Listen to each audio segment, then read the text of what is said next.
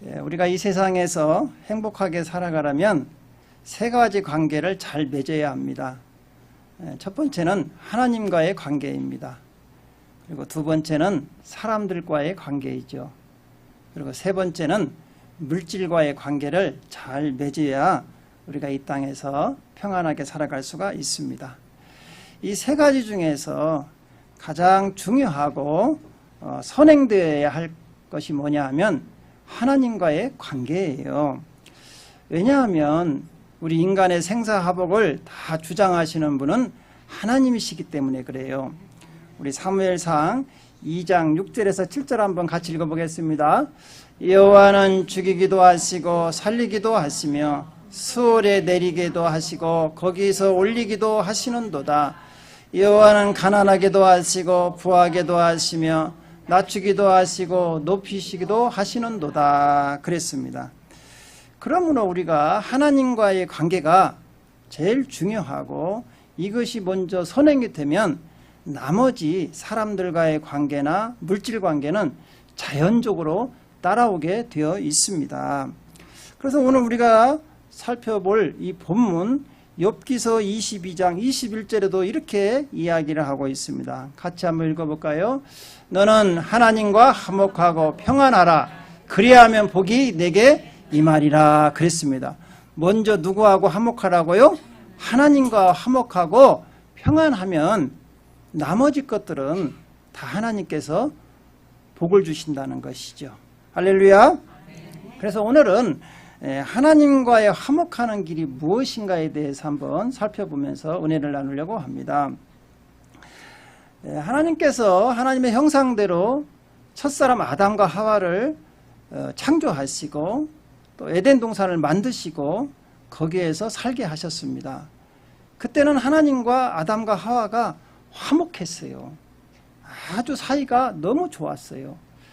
그런데 언제부터 이렇게 하나님과 우리 인간 사이에 화목이 깨졌느냐 하면 에덴 동산에 살고 있던 아담과 하와에게 사단이 뱀으로 가장을 해가지고 찾아옵니다. 그래가지고 하나님의 말씀에 불순종하게 하지요. 동산 중앙에 있는 선악을 알게 하는 나무를 열매를 먹지 말라 했거든요. 근데 그 유혹에 넘어가서 그 열매를 딱 먹음으로 해서 이 땅에 죄가 들어오기 시작했다는 것이죠. 그 죄로 말미암아 사망이 들어오고 또 이 죄의 결과로 하나님과 우리 사이에 간격이 화목이 깨져버린 것이죠. 그래서 골로새서 1장 21절은 이렇게 말씀하십니다. 전에 악한 행실로 멀리 떠나 마음으로 원수가 되었던 너희를 그랬습니다. 그러니까 아담이 범죄하기 전에는 화목했었는데 아담이 범죄하면서부터 하나님과의 원수가 되어버렸다는 것이죠. 아주 이제 하나님과 화목할 수가 없어요. 이 죄 문제 때문에. 그래서 죄의 결과로 모든 인간은 하나님의 진노 아래 놓이게 됩니다. 우리 에베소서 2장 3절을 보겠습니다. 전에는 우리도 그 가운데 다 우리의 육체의 욕심을 따라 지내며 육체와 마음이 원하는 것을 하여 다른 이들과 같이 본질상 진노의 자녀였더니 그랬으며 죄의 결과로 하나님과 가까이 할 수가 없고 결국은 하나님의 진노 아래 놓이게 되었다는 것이죠. 그래서 하나님을 떠난 하나님의 진노를 받는 우리 인간에게는 어떤 일이 일어났느냐. 우리 인생의 앞길에 저주와 고통과 슬픔과 어두움이 보이기 시작했다는 거예요. 우리 시편 107편 10절에서 11절 같이 읽어보겠습니다. 사람이 흑암과 사망의 그늘에 앉으며 공고와 쇠사슬에 매임은 하나님의 말씀을 거역하며 지존자의 뜻을 멸시함이라 그랬습니다. 그러니까 하나님의 말씀을 거역하고 지존자의 뜻을 거스리면서 어떤 일이 벌어졌어요? 우리 사람 앞에는 사망과 그늘에 공고와 쇠사슬의 매임이 있었다는 것이죠. 우리가 이 태양이 있잖아요. 태양을 바라보고 살아야 하는데 태양을 등지고 살면 우리 앞에는 항상 그림자만 보이는 것이죠. 여기 앞에 국화가 너무 멋있죠. 좀 너무 멋있잖아요? 좀 감탄사가 좀 있어야지. 은혜 받으면 확 하잖아, 이게. 예. 너무 꽃이 이렇게 아름답게 폈어요. 그래서 제가 이걸, 너무 아름다워서 이제 사가지고 오는데, 이 아들이요. 여기서 꽃 좀 펴라 하면서 내가 뒤에다가 딱 놓으니까, 한쪽으로만 가는 거예요. 가만히 보니까 햇빛만 따라가는 거예요. 이 꽃이 다 햇빛만. 그래서 또 바꿔놨어요. 그러니까 또 이렇게 돌아가요. 또 동그랗게 이렇게 지금 아름답게 핀 거예요. 네, 마찬가지예요. 이 식물들도 누구를 좋아해요? 햇빛을 좋아하잖아. 우리 사람들도 하나님을 좋아해야 하는데 하나님을 등져서는 우리 앞길에 좋은 일이 없다는 거예요. 여러분, 우리나라를 한번 봅시다. 우리나라는 참 한반도가 너무 좁잖아요. 근데 또 그 가운데가 또 허리가 두동강이 나가지고 이렇게 살아가는데, 여러분, 원래는 그 일제 강점기 때는 우리나라가 저 북한까지 다 하나가 돼서 통례가 됐었는데, 사실은 그 평양에 하나님의 복음이 들어와가지고 그때 부흥운동이 일어났죠. 1907년에 아주 한반도에 복음이 확장되기 시작했죠. 그런데 일제 이제 강점기가 끝나고 해방이 되면서부터 38선 이북에는 공산당이 들어오기 시작했어요. 그래가지고 그 동방의 예루살렘이라는 평양에 있는 모든 교회를 다 문을 닫습니다. 예배드리지 못하게 합니다. 목사님들 다 감옥에 보내고 다 처형해버리고 성도님들 다 고문이고 다 문을 닫아버렸어요. 하나님을 등지는 것이죠. 그랬더만 60년이 지난 오늘날 북한을 한번 보십시오. 여러분, 세계에서 최빈국이 됐어요.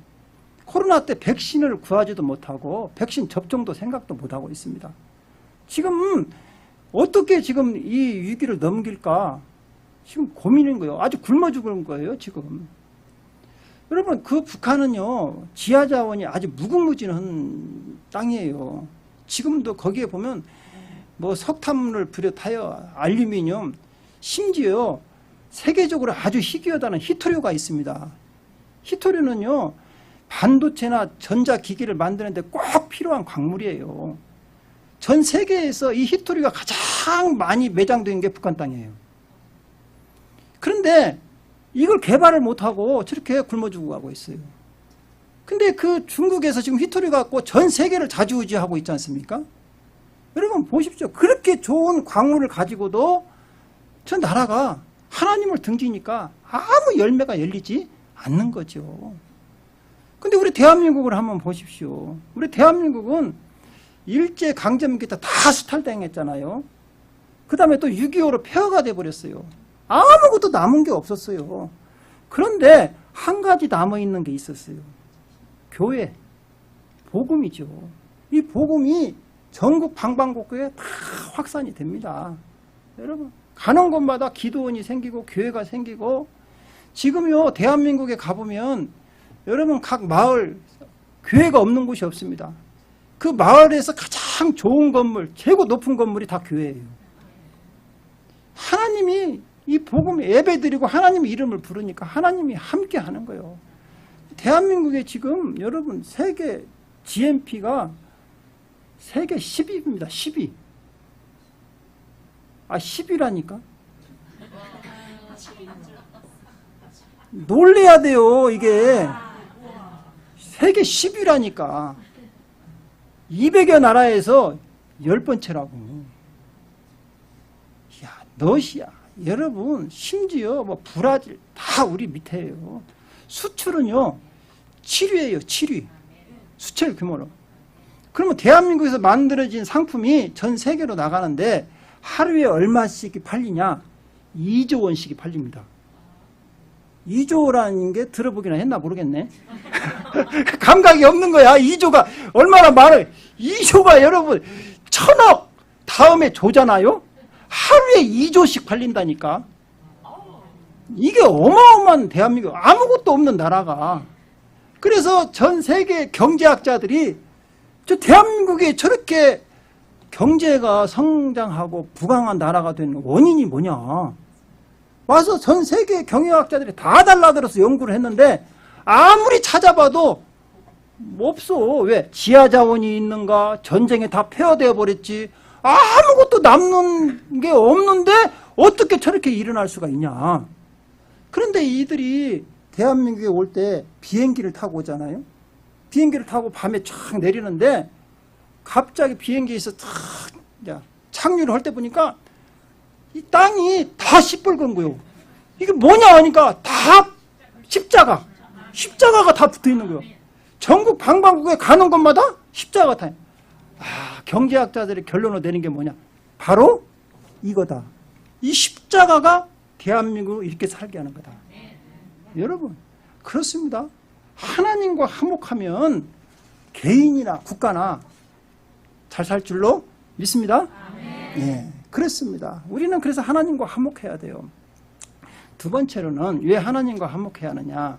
하나님은 사실은 사랑하는 사람에게는 한없이 사랑하는 사람이에요. 사랑하시는 분이죠? 예. 그러나 하나님을 대적하는 사람에게는 아주 무서운 사람입니다. 여러분, 심지어 하나님은 어떤 분이냐? 우리 마태복음 10장 28절 한번 같이 읽겠습니다. 몸은 죽여도 영혼은 능히 죽이지 못하는 자들을 두려워하지 말고 오직 몸과 영혼을 능히 지옥에 멸하실 수 있는 일을 두려워하라. 여러분 보십시오. 몸은 사람이 몸밖에 못 죽여. 그러니까 우리 몸과 영혼을 한꺼번에 지옥에다 갖다 넣는 분이 누구라고요?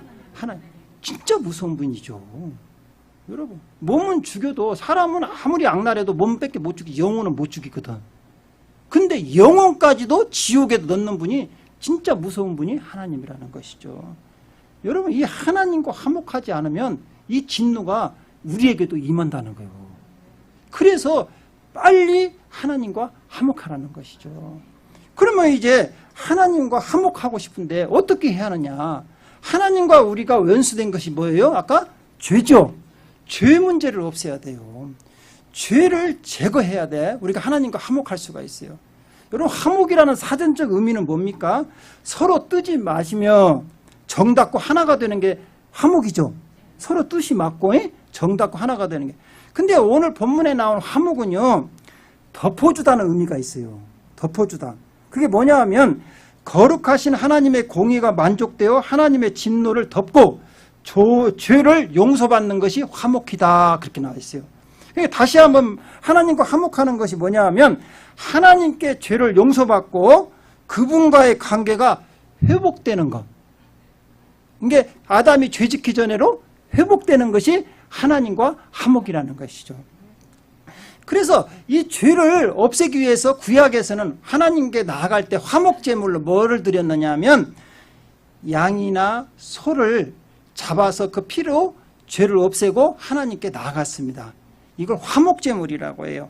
우리 레위기 3장 1절을 같이 한번 읽어보겠습니다. 사람이 만일 화목제의 제물을 예물로 드리되 소로 드리려면 수컷이나 암컷이나 흠없는 것으로 여호와 앞에 드릴지니라 그랬습니다. 그러니까 우리 사람과 하나님 사이에 간격이 있는 죄 문제를 양이나 소의 피로 일시적으로 없애고 하나님께 나아갈 수가 있었다는 것이지. 그렇지만 그건 동물의 피는 일시적이잖아요. 영원한 것이 아니에요. 완전하지가 아니에요. 그러니까 하나님께 나갈 때마다 어때요? 동물을 잡아서 피의 제사를 드려야 한다는 것이죠.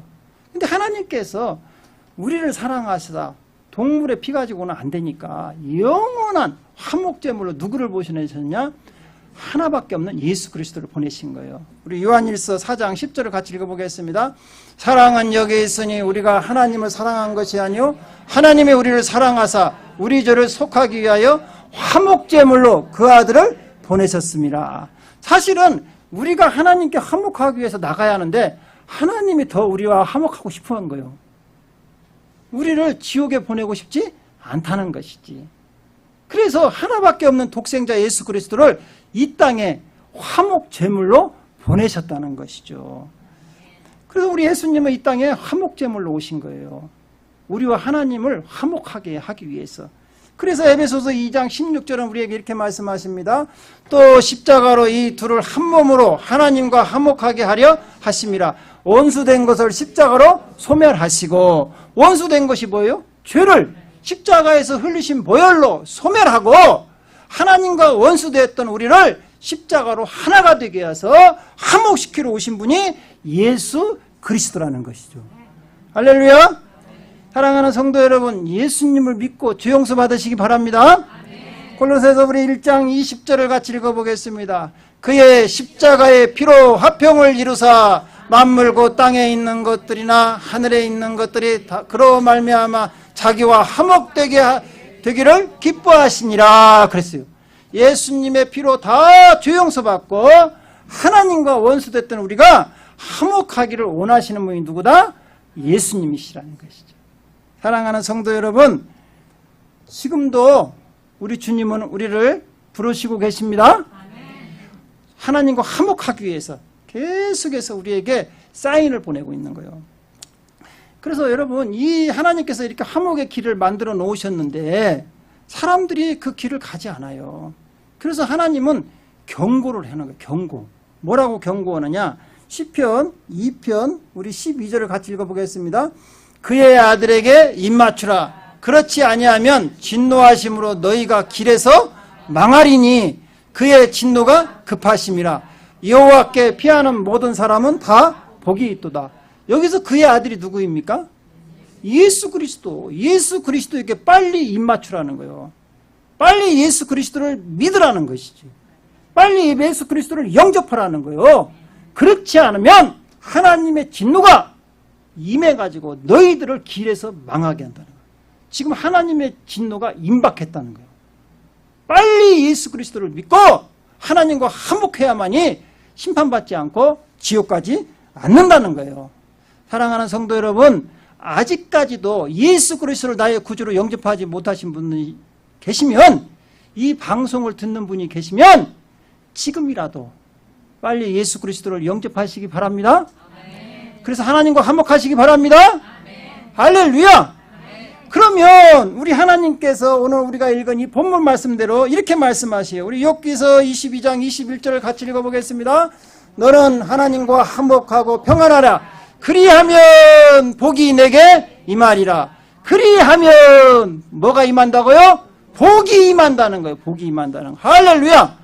얼마나 좋습니까? 하나님과 화목해서 좋고 또 하나님께 복을 받아서 좋고.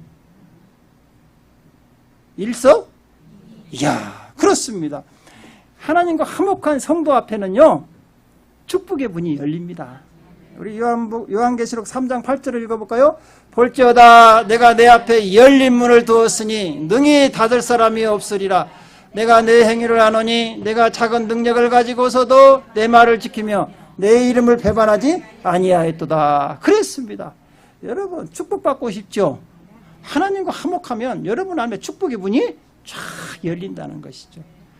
복은 하나님으로부터 옵니다. 복은 하나님이 주셔요. 여러분이 복을 받으려면 하나님과 화목하면 되는 거예요. 하나님과 화목하는 것은 아주 간단해요. 예수 그리스도만 믿으면 되는 거예요. 왜? 여러분에게 아무것도 요구하지가 않아. 예수님만 믿고 죄 용서 받으면 하나님과 하나가 되는 거예요. 하나님이 주시는 복에는요, 두 가지가 있어요. 첫째는 신령한 복과 두 번째는 땅에 기름진 복이 있습니다. 먼저 신령한 복은 영의 복이에요. 영의 복. 우리 로마서 8장 15절을 같이 읽어보겠습니다.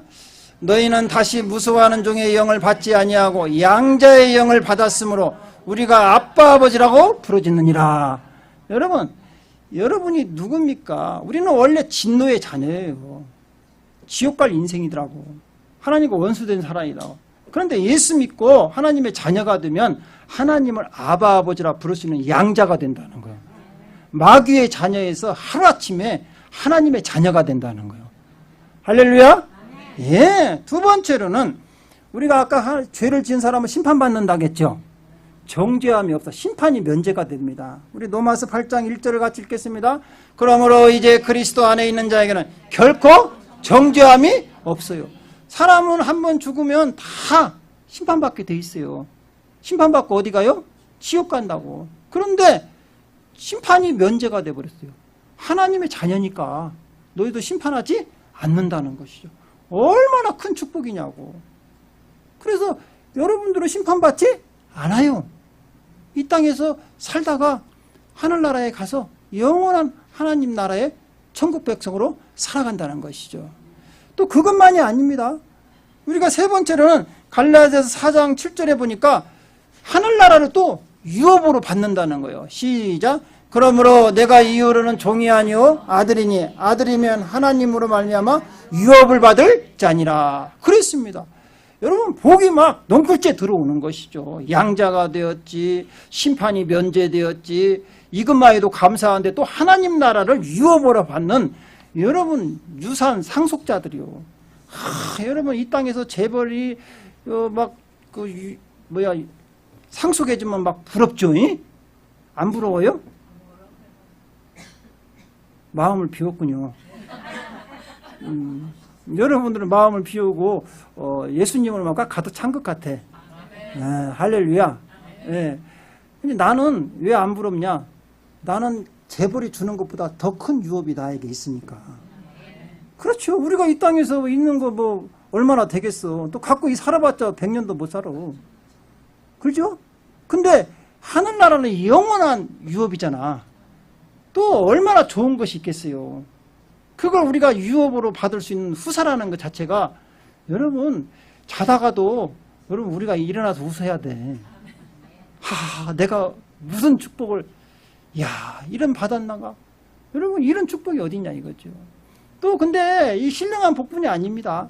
또 이 땅에 살면서 우리에게 육신적인 복이 필요하거든요.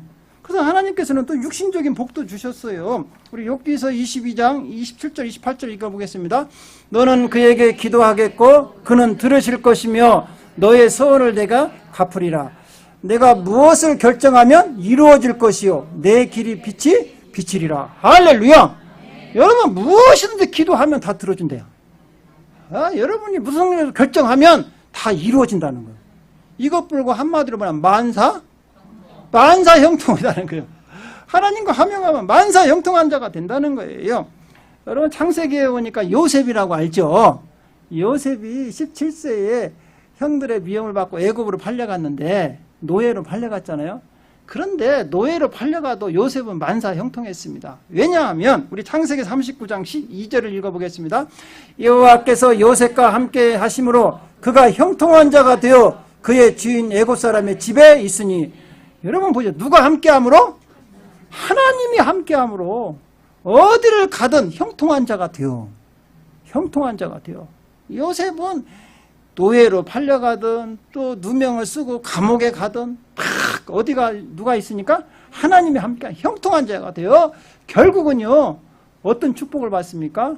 예굽의 제2인자가 됩니다. 국무총리까지 올라가잖아요.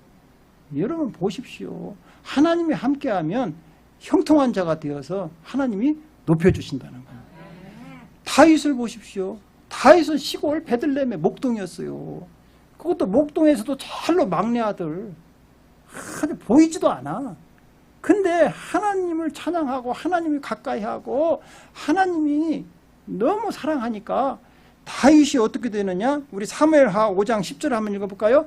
만군의 하나님 여호와께서 함께 계시니 다윗이 점점 강성하여 가니라. 보십시오. 아무도 안 알아주지도 않는 시골 목동의 촌 구석에 그 막내 아들이 누구와 함께 하니까? 하나님이 함께 하니까 점점 어때요? 강해져 가지고 이스라엘의 왕까지 올라가잖아요. 지금도요 이스라엘 백성들은 다윗 왕 하면 아주 최고로 셉니다. 그래서 이스라엘 국기가 다윗의 별이에요. 지금도 다윗 하면 최고로 생각을 하는 거예요. 여러분 성경에 사람들 이름 중에 제일로 많이 나온 이름이 다윗이에요. 다윗이에요. 하나님께서도 사랑했지만 사람들한테도 그렇게 존경받는 인물이 다윗이라는 거. 누가 함께 하니까? 하나님이 함께 하니까. 여러분 그래서 사도 바울은 우리에게 지금 이렇게 간청을 하고 있어요. 여러분 고린도후서 5장 20절 한번 같이 읽겠습니다. 그러므로 우리가 그리스도를 대신하여 사신이 되어 하나님이 우리를 통하여 너희에게 권면하신 것 같이 그리스도를 대신하여 간청하노니 너희는 하나님과 화목하라. 누구와 화목하라고요? 하나님과 화목하시면 여러분의 앞길에 만사형통할 줄로 믿습니다. 기도하겠습니다.